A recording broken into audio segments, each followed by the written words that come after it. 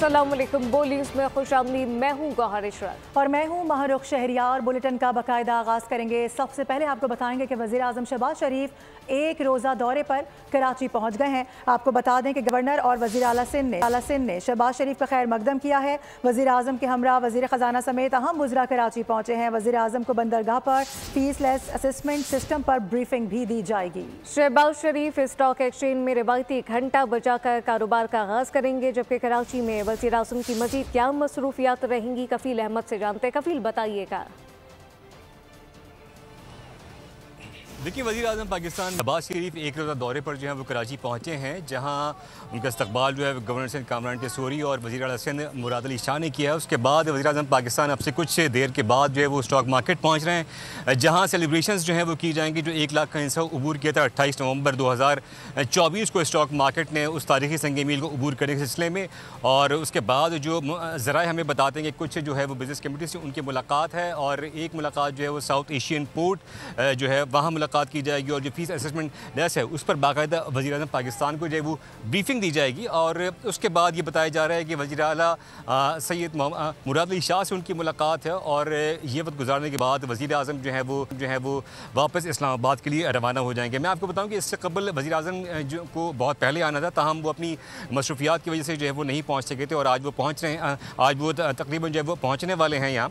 और इनकी आमद के मौके पर स्टॉक मार्केट से मैं इस वक्त रिपोर्ट कर रहा हूँ, तो अंदर और बाहर इंतहाई सख्त इंतजाम किए गए सिक्योरिटी के, और रेंजर्स और पुलिस के आला जो है वो भारी नफरी यहाँ मौजूद है।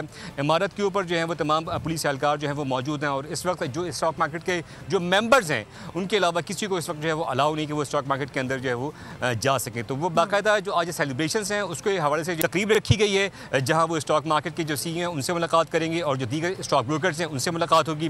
और उसके बाद स्टॉक मार्केट के बाहर से हमें रिपोर्ट कर रहे हैं, जरा अंदर की सूरत हाल बताएगा। मार्केट की सिचुएशन इस वक्त कैसी है, सेंटिमेंट्स कैसे हैं? सुनने में आ रहा है कि आज काफी तेजी का रुझान भी देखा जा रहा है।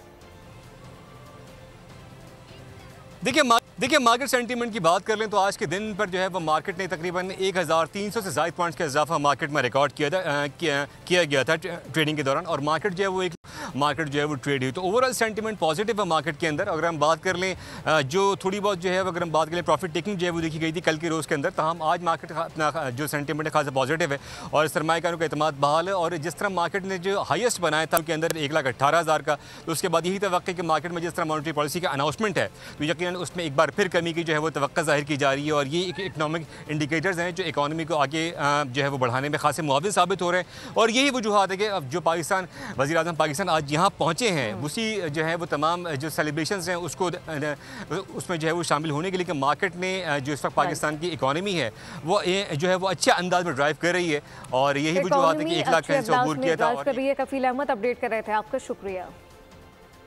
पाकिस्तान बरामदात में खत्ते के दीगर ममालिक की निस्बत सबसे पीछे है। दस्तावेज़ात के मुताबिक श्रीलंका, बांग्लादेश, मिस्र और भारत की बरामदात पाकिस्तान से ज़्यादा है। दीगर ममालिक की बरामदात GDP का 27%, जबकि पाकिस्तान की 10% तक महदूद है। 2010 से 24 तक हर साल GDP शरह के लिहाज से बरामदात कम हुई है। इसके साथ साथ आपको बताएं कि तालीम और सेहत अखराजात में भी पाकिस्तान खित्ते के दीगर ममालिक से पीछे है। हेल्थ सर्विसेज के लिए पाकिस्तान GDP का महज 0.8% खर्च कर रहा है, और हेल्थ केयर सर्विसेज पर भारत GDP का 1.1%, जबकि श्रीलंका 1.9% खर्च करता है। कहा जाता है पार्लियामेंट सुप्रीम है, मेरे ख्याल में आइन सुप्रीम है। पार्लियामेंट चाहे कल कानून बना दे, तिरछी आंख से देखना जुर्म होगा। पार्लियामेंट का इख्तियार बिलाशुबा है, जबकि कानून बनाए कि क्या क्या चीज़ जुर्म है।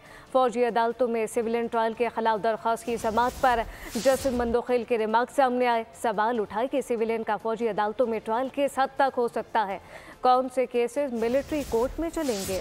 फौजी अदालतों में सिविलियन ट्रायल के फैसले के खिलाफ intra court appeal. Justice Aminuddin की सरबराही में 7 रुकनी आईनी बेंच की समाअत। वजारत दिफा के वकील ख्वाजा हारिस की जानिब से दलाइल का आगाज किया गया। सिविलियंस का मिलिट्री ट्रायल कल अदम करार देने वाला फैसला पढ़कर सुनाया। कहा FP अली केस में तय पा चुका है कि फौजी अदालत में सिविलियन ट्रायल हो सकता है, जिस पर जस्टिस जमाल मंदोखेल ने कहा कि देखते हैं इस पर हम आपसे इत्तेफाक करते हैं या नहीं। वकील ख्वाजा हारिस ने कहा FP अली पर रिटायरमेंट के बाद ट्रायल चलाया गया, जबकि वो सिविलियन थे, जिस पर जस्टिस जमाल मंदोखेल ने कहा कि 9 मई वाले मुल्ज़िमान तो आर्म फोर्सेस से ताल्लुक नहीं रखते। आजकल एक इस्लाह एक्स सर्विसमैन की है और ये एक्स सर्विसमैन भी नहीं थे।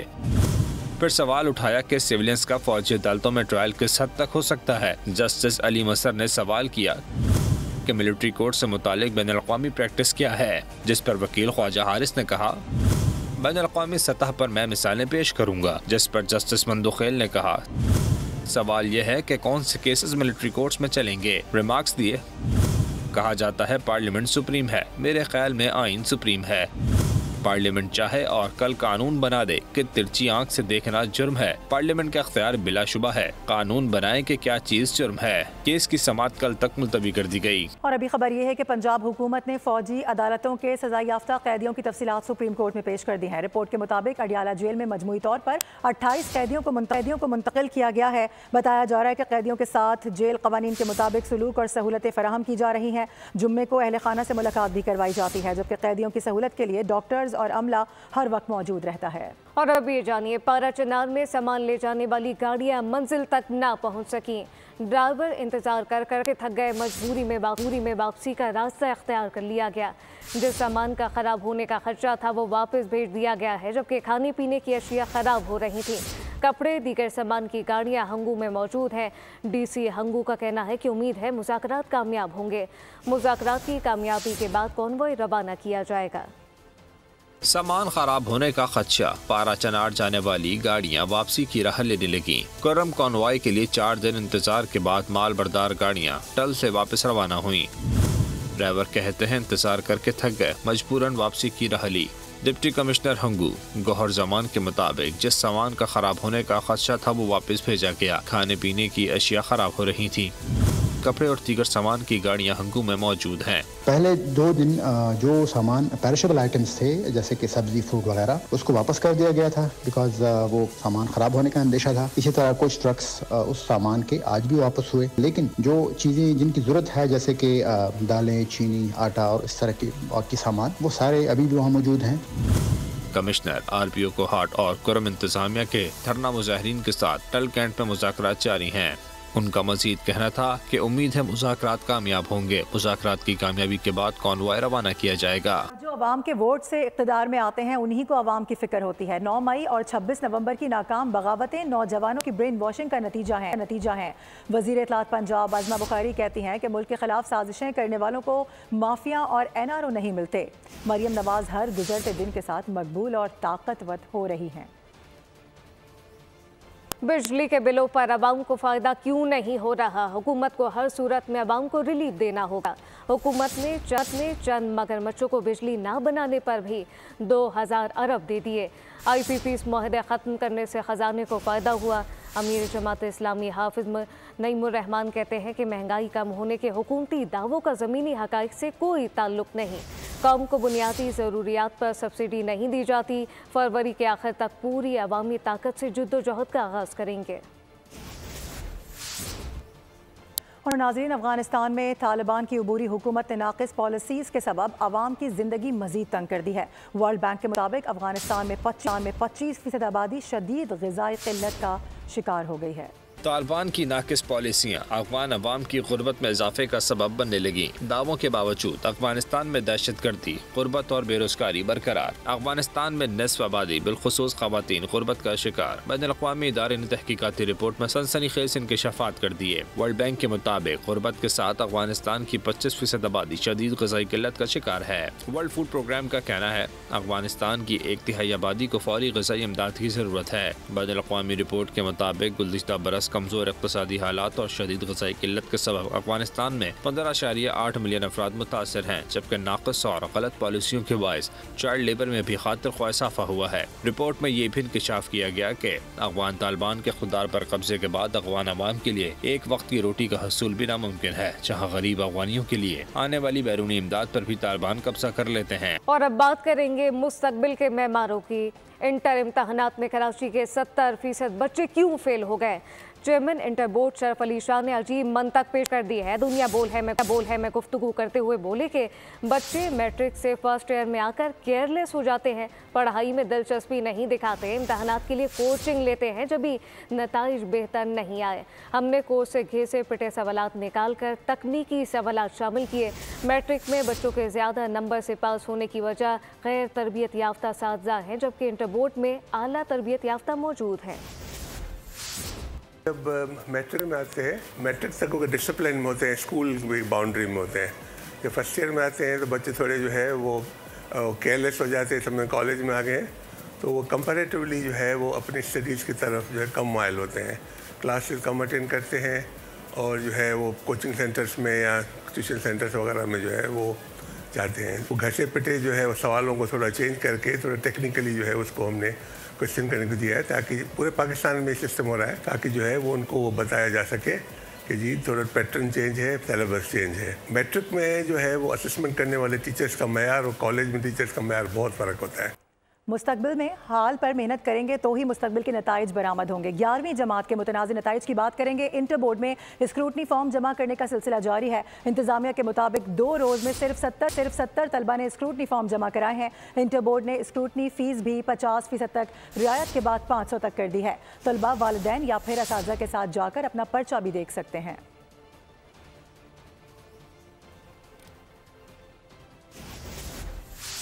मौसम की सूरत हाल का जिक्र करें, आपको बताएं कि कराची की सर्दी में इजाफा हो गया है, जहां सुबह के औकात में पारा 60 डिग्री तक गिर गया। रात गए कम से कम दर्जा हरारत 8 डिग्री सेंटीग्रेड रिकॉर्ड किया गया। महकमा मौसमियात के मुताबिक कराची में आज भी मौसम सर्द और खुश रहेगा, जहां ज़्यादा से ज़्यादा दर्जा हरारत 26 डिग्री तक जाने का इम्कान है। शहर शुमाली सिम से हवाएं चल रही हैं, जबकि कराची में 12 जनवरी से सर्दी की शिद्दत में मज़ीद इजाफे का इम्कान है।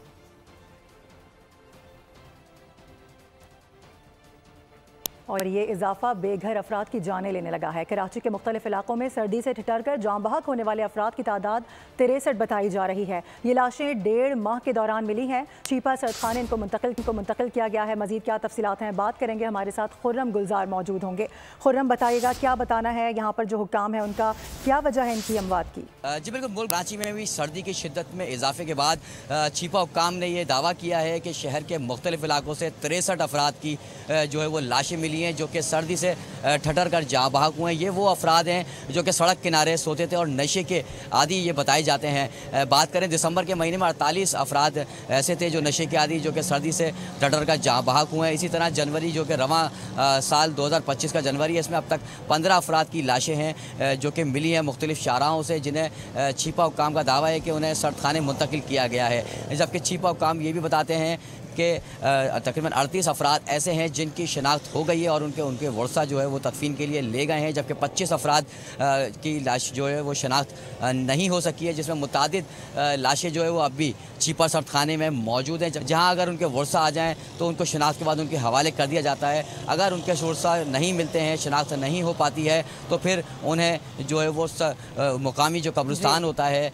रेस्क्यू इदारे का, चीपा सर्दखाना चीपा का जो कब्रिस्तान। कराची में पुलिस ने स्ट्रीट क्राइम रोकने के लिए कमर कस ली है। मुख्तलिफ इलाकों में कार्रवाइयों के दौरान मुलजिमान को असलहा समेत गिरफ्तार कर लिया गया। उधर मोमिनाबाद थाने की हुदूद में खातून को कत्ल करने का मामला हल न हो सका। खातून की ताहल शनाख्त न हो सकी। साल नया मगर तरीका वारदात वही पुराना। शारा नूरजहां के करीब मुल्जिम को लूट मार करना महंगा पड़ गया। पुलिस ने मुल्जिम को साथियों समेत गिरफ्तार कर लिया। मुलव्वस मुल्जिम पुलिस मुकाबले में जख्मी भी हुआ।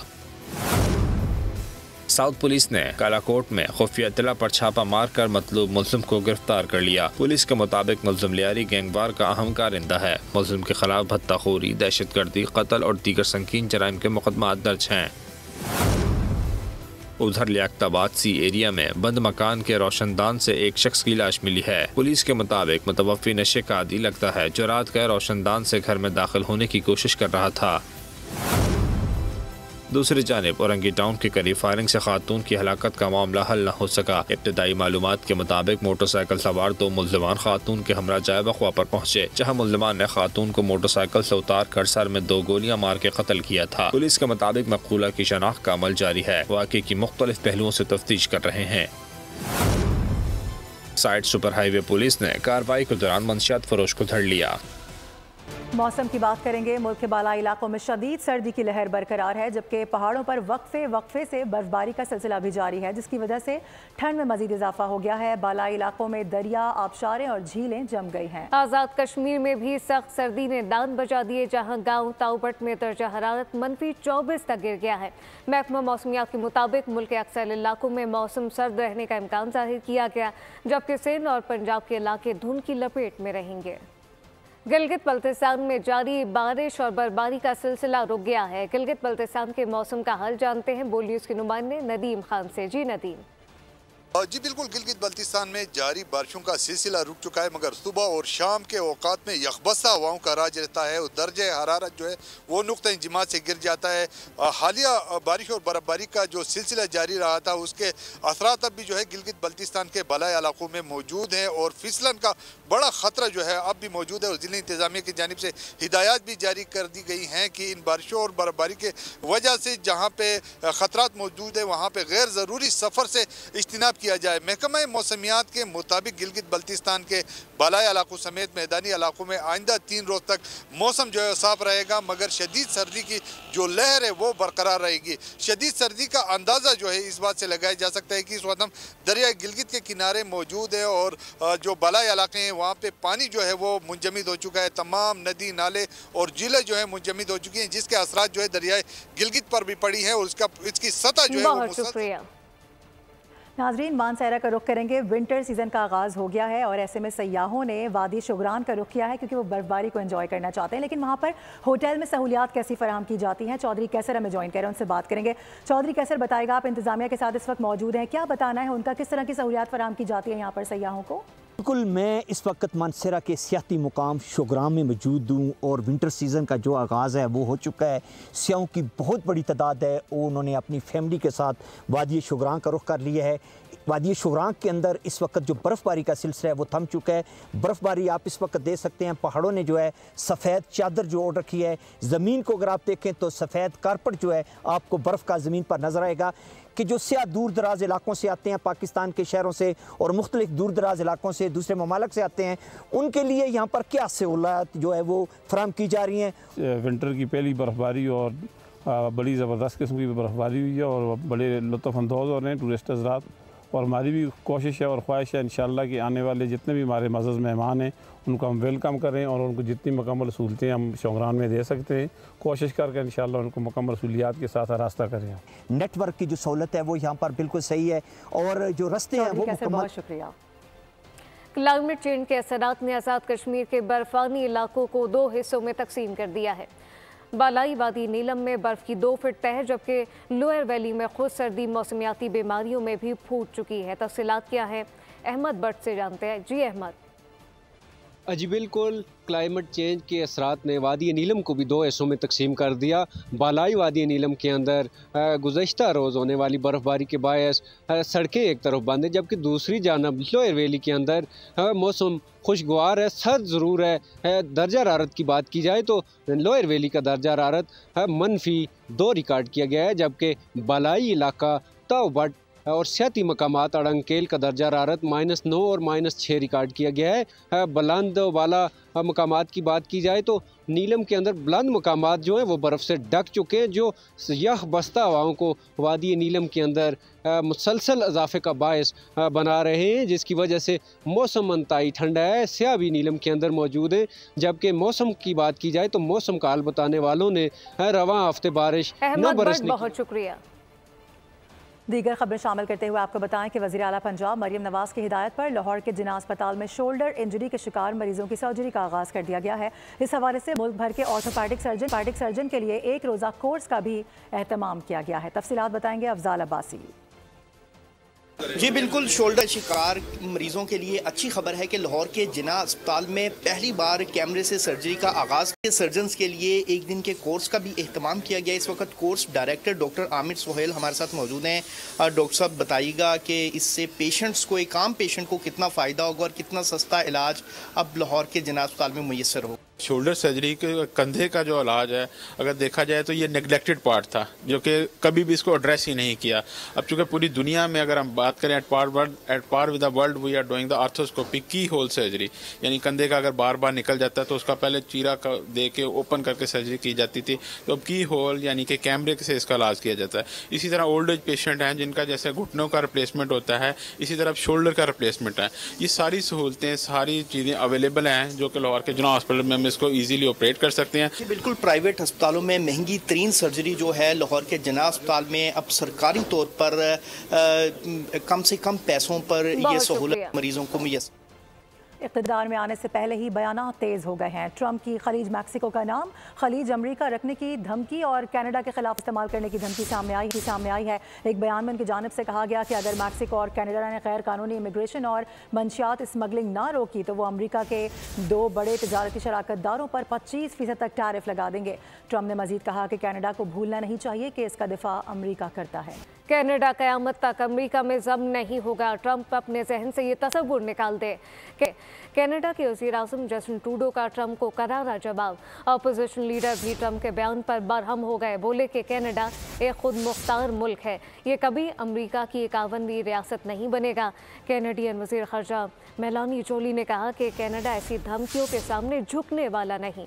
खेलों की खबर शामिल करते हुए आपको बताएं कि कौमी क्रिकेट टीम के ओपनर साइम अयूब इलाज के लिए केप टाउन से लंदन पहुंच गए हैं। चेयरमैन पीसीबी की हिदायत पर इंग्लैंड के top specialist doctors Saim Ayub का चेकअप करेंगे, जबकि पाकिस्तानी high commissioner doctor Mohammad Faisal cricketer Saim Ayub के इलाज के इंतजाम की निगरानी करेंगे। जनूबी अफ्रीका के खिलाफ दूसरे टेस्ट में फील्डिंग के दौरान साइम अयूब के टखने में फ्रैक्चर हो गया था। केप टाउन टेस्ट में स्लो ओवर रेट पर आईसीसी का पाकिस्तान क्रिकेट टीम पर जुर्माना। लो ओवर रेट पर पाकिस्तान टीम को मैच फीस 25% जुर्माना किया गया। पाकिस्तान की वर्ल्ड टेस्ट चैंपियनशिप के 5 पॉइंट की कटौती भी की गई। टीम मुकर्रर वक्त में 5 ओवर पीछे थी। न्यूज़ बुलेटिन से फिलवक्त इतना ही। विजिट कीजिए bolnews.com और देखते रहिए बोल।